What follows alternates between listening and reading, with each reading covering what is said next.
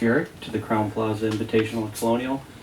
Jim, you're going to make your 19th career start here, where you have 2 runner-up finishes, and you're coming off 2 runner-up finishes on tour. Go ahead and talk about your thoughts coming into this week, and then we'll have a few questions. I took some time off last week and relaxed. The main focus wasn't golf. Wanted to recharge a little bit after the previous 2 weeks. Where I played very well, and I felt a little drained after the last event, so it was nice to kind of get away and not really pick up the clubs too much, and enjoyed my family for the first half of the week, and went with some buddies on vacation the second half. So it was nice getting in here, and I've always enjoyed this golf course. It's definitely my top 5 every year. It's a place that I really wish I would have won and hadn't yet. Obviously, I think Watson beat me years ago, and I lost in a playoff with Bernhard and Rory one year. So, but it's a place I've had some success at. It looks good. It's in good shape. It sure is greener than it ever was. In the last 5 years, it's been a lot greener than it ever was, say, 15 years ago. This place used to be very baked out, brown, ball chased into trouble, it seemed like, all the time. It's gotten longer. It's changed a touch, but it's quite green and quite softer, and I think with the bent grass greens here, they've got to keep a lot of moisture in them. They're out there spot watering and syringing, so I would expect that, even though it's probably going to be pretty windy this week, that there'll be some decent scores because those greens are receptive and rolling very well. Okay, thank you. Questions? Jim, you've won in Harbour Town. You've had great success here. What kind of similarities do you see between the 2 courses? Well, I mean, they're different in certain aspects, but they're both not power-dominated golf courses. There's no need to overpower, and nor can you overpower a Harbour Town. I think here there might be a few holes where length is an advantage, but for the most part, it's about putting the ball in the fairway and getting the ball on the right side of the hole, and really placing your golf ball around here, which gets a lot more difficult in the wind. A lot of crosswinds, and hard to keep the ball in the fairway, and then hard to control it out of this wiry rough. So the idea really, I think, is that it suits a similar, both courses suit a different style, same style of game. I think Boo Weekley's won 3 or 4 times on tour, and I think it's been those 2 events, if I'm correct. It's probably there's no shocker there or surprise. I can see why he loves both courses. He's a great ball striker.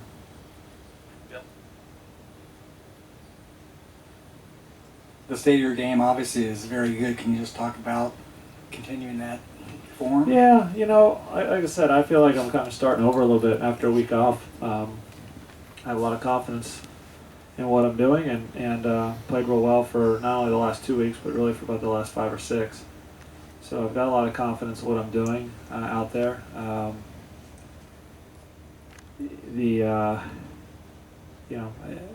But a lot of it's kind of a mental game, or a mental, it's always hard to try to continue something, if that makes sense. Well, I finished well here, and if I just thought about it as, well, I just want to stay where I'm at, or I just want to try to continue to play well, that's maybe the wrong attitude. I mean, I want to keep improving. There's things that I could have done better the last few weeks. I'm not really talking about the result where you could finish first. I'm really talking about, there's things I could have done early in the week. I had a bad Saturday finish at the Players that kind of, in hindsight, put me a little too far back. But there's things that I could have done better on those holes, both mentally and physically, and just work on that. But really, for me, it's important right now, just in the stage of my career, and I've talked about it a lot, I enjoy those breaks. Just refreshing, get away, get my mind off of golf for a while, and then it just makes me want to work that much harder when I'm here, and on improving and getting better. And so, I'm not really thinking about the past as much as in the future, trying to get ready for this week, and I'm going to play this one and 2 more, and then I have a big month off coming before the British Open Championship. So really concentrate now on this 3 week straight, 3 out of 4, and trying to play well at these events. So as far as the future goes and looking at the past with you, you've been on the cusp of being #1 player in the world a couple times in your career, but at this point, does it burn a little bit more? I was never really on the cusp. I was number 2, but it was instead of being that like baby step to number one, it was like 3 giant leaps, a hop, skip, and a jump, and then hop in the car for another mile to catch where Tiger was at the time. So Is it within sight this time around then? it's not and never will be or has been a priority for me. So, and I don't know where I'm right now, but I'm not close to being in the top 5. I don't think so. It's not important to me, and it never was. And I said that once in London at the World Match Play, and the gentleman that started the World Rankings in the back, just see him cringing and gritting his teeth. But it would be cool, I understand, for to be sitting here now and say, there was a week one time in my life that I was ranked number 1 in the world. That's pretty cool. But past that, where I'm ranked in the world, as long as I'm in the top 25 to 50, you're going to get embraced basically every event you want to play in. And coming down the stretch at the Players Championship, whether I was ranked 20th or 8th, none of those guys matter. As long as they see my name on the board and I can still make them a little nervous, I'm happy about it. Are there still goals that you have in mind? Other majors or something that's still... Well, I've had a drought from winning, so I think the goal really is, I had my best year ever in my career was 2010, and my worst might have been 2011, back to back. But I played very well in 2012, 2013. Last year I had my ups and downs. I was a little dry through the summer months, and then started playing really well late summer and into the fall. This year I've played well in the spring, so I've had good years, but it's disappointing to have 3 wins in 2010 and then turn around for 3 years and not win. I'm 44. I played the tour for 21 years. So what keep a lot of people ask what keeps you motivated? Well, to wake up on Sunday morning with a chance to win. That's what's fun. So that's what keeps me motivated and trying to win golf tournaments. So it's disappointing that I haven't been able to do that for 3.5 years or whatever it's been. But that's the goal. I know I'm capable of it, and I've had a lot of really good opportunities, but I haven't been able to do it. Jim, before this current stretch of good golf, did you do anything differently, tweak anything, or is it just kind of a natural ebb and flow that you're in a good situation now? Well, I take a lot of time. I was playing really well in the fall, and I felt like through that the playoffs, where I played well in Boston, I shot 59 in Chicago, had a chance to win there. I can't even remember how I played a tour championship, but I played decent.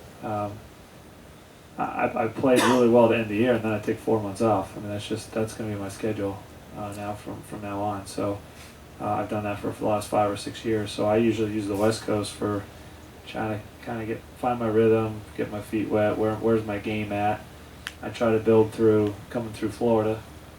I start gaining some confidence there, hopefully, and I'm ready to go once the Masters starts. And then I've got Hilton Head and Charlotte and the Players and some big events. So. I really didn't do anything that much differently this year. I feel like I've worked real hard for about the last 12 months on my short game, really on some technique, getting back to some basics, and I really feel like I've been. That's a huge strength of mine. Really, it's been for most of my career, from 120 yards and in. And I felt like around the greens the last couple of years in 12 and 13, I wasn't as good or as sharp as I needed to be, or as good as I've been in the past. And so I went back to kind of some basics on technique, and in the last 12 months really felt like I feel good about what I'm working on, but it seems to have clicked this year, and I've gotten the ball up and down very well. And I think that's a lot of times that's the difference between a 6th place and a 15th. That's the difference between winning and finishing 3rd or 4th. I think a lot of my finishes, and I've putted real well. I had a bad back nine on Sunday at Augusta, but I've putted pretty well in spots this year. My stats don't show it, actually, I guess, but changed putters actually after Hilton Head, after having a top 10. I played with a putter for 3 weeks, and I finished in the top 10 twice and 14th at Augusta.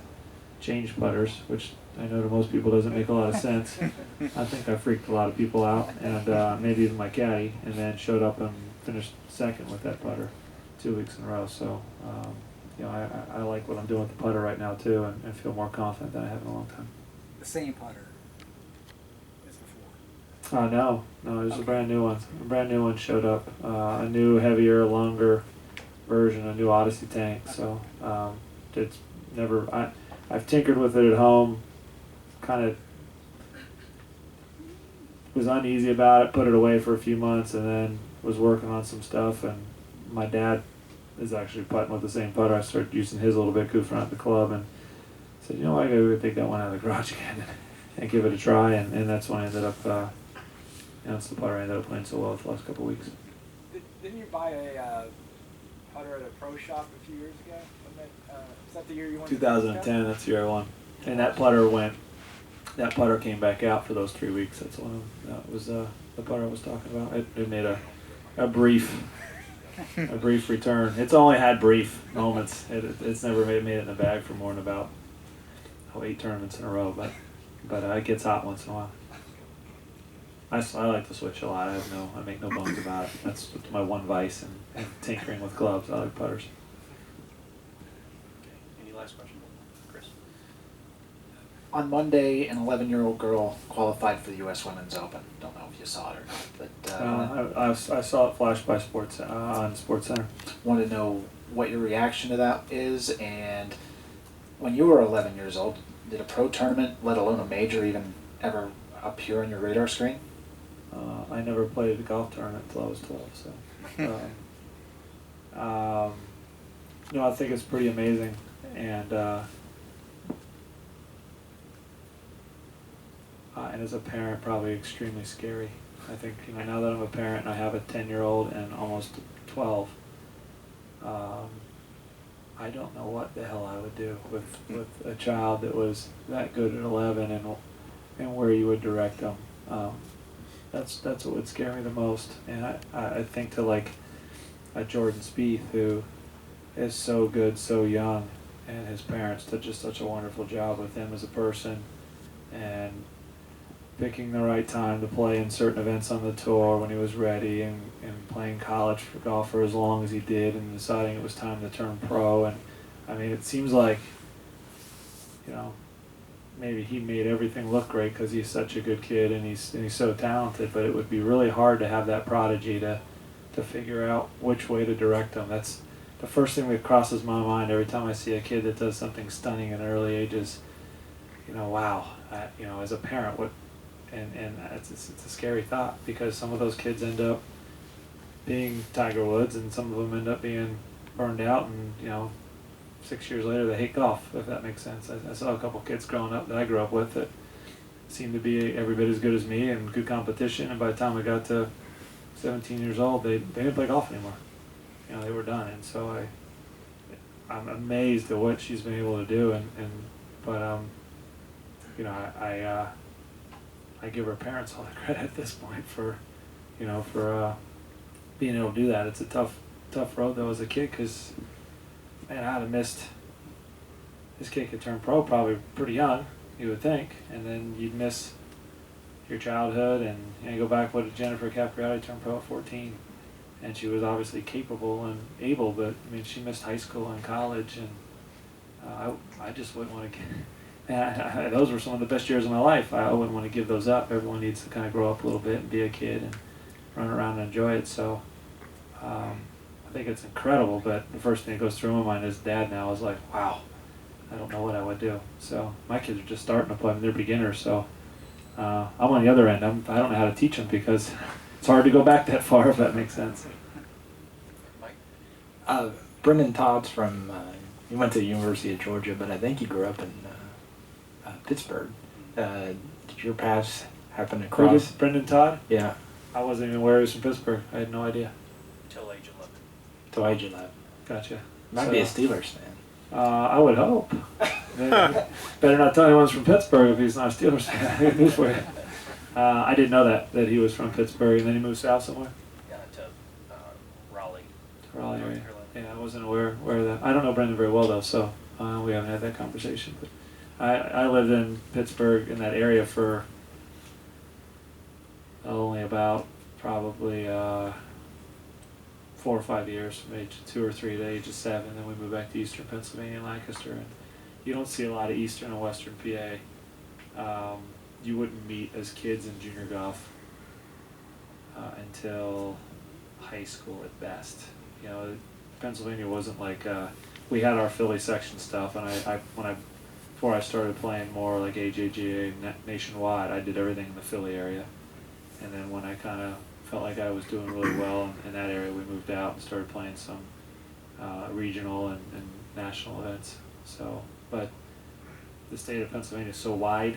Pittsburgh and Philly are so far apart that that's part of like the tri-state section over there, the PGA of America, and Philly's got the Philly section with South Jersey, Delaware, so they're separate in golf. He is a big Steeler fan, so you might be the only two in this area right now. They're Steeler fans? That are Steeler fans. Oh, you'd be A lot of Cowboys surprised. here. I bet you I could find a Steeler bar within 25 miles of where we're sitting. Adam? You know, I promise you're not going to find a Cowboy bar anywhere near Pittsburgh. I was just raising my hand. I'm a Steelers fan. Oh, are you? All right. There's a Steeler bar within 50 miles of where we're at. I know there's a Steeler bar somewhere. I can find that info for you. And I believe Last Rocco, one here. Rocco Media ties in that also. You talked about taking breaks and recharging. Being a part of the Pro-Am this morning and getting a chance to interact with the fans before you start an event, is there a form of recharging that goes on as you have a moment to relax with people who enjoy the game that you happen to play, but also a chance for you to maybe unwind before you get involved in tournament play? I don't really look at it that way. I look at it as my job is to go out there and make sure that 4 amateurs have a good time. I mean, they came out there.